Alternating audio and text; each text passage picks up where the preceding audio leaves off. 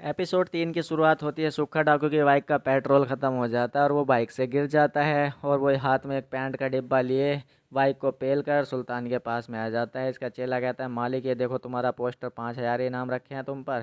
तब ये कहता है, जा एक जीरो बढ़ा दे। ये 5 लाख कर देता है। वो कहता है, जा यार एक जीरो और बढ़ा दो। ऐसे करते करते वो 5 करोड़ कर लेता है 5,000 का। अब वो कहता है, देख अब अच्छा लग रहा है, मेरे पे 5 करोड़ का इनाम हो गया। वो कहता है, मालिक ठीक कह रहे हो। इधर दीपू के माँ बाप सुरेश और उसकी बीवी आ जाते हैं सुक्खा डाकू को देखकर। सुक्खा डाकू कहता है कि तू अपने सुल्तान से रोज़ मीटिंग करवाता है भैंसों के साथ में और लाखों रुपए कमा रहा है। मुझे 50,000 रुपये एक हफ्ते में चाहिए, नहीं तो सुल्तान को मार दूंगा। तब ये कहता है, मालिक एक हफ्ते का टाइम क्यों दे रहे हो, थोड़ा ज़्यादा टाइम दो। इसका चेला कहता है, मालिक एक हफ्ते का ही टाइम दो और 1 लाख रुपए मांगो। वो कहता है, ठीक है 1 लाख रुपए देना एक हफ्ते में, नहीं तो सुल्तान को मार देंगे।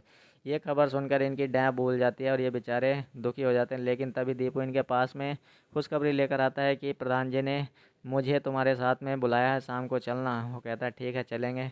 इधर सुक्खा डाकू अपनी सेटिंग को लेकर आता है। उसकी सेटिंग उसको कमरे में बंद कर देती है। वो कहता है कि तू कहाँ लेकर आई मेरे को। वो कहता है, जन्नत में। और दोनों फिर कांड कर देते हैं। दोनों खूब मज़े लेते हैं। इधर शाम हो जाती है। बेचारा दीपू अपने माँ बाप को बड़ी खुशी खुशी लेकर प्रधान जी के घर पर पहुंचता है।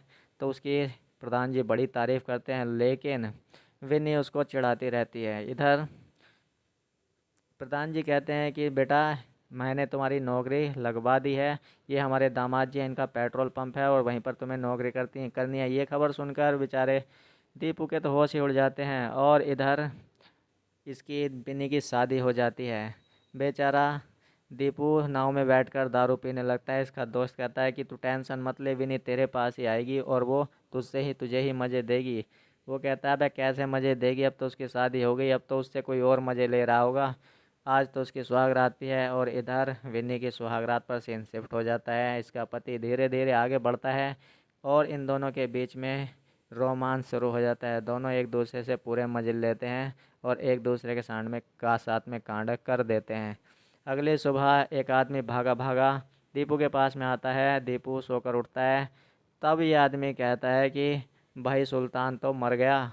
ये भागा भागा वहाँ से जाता है और देखता है कि सुल्तान मर चुका है। पूरा गांव इकट्ठा हो चुका है। प्रधान जी सुरेश को दिलासा दे रहे हैं कि बेटा शांत हो जा, लेकिन वो क्या करे, उसका तो एक ही कमाई का जरिया सुल्तान ही था। जैसे ही दीपू अपने बाप के पास आता है उसके साथ में रोने लगता है, लेकिन दीपू के बाप को हार्ट अटैक आ जाता है।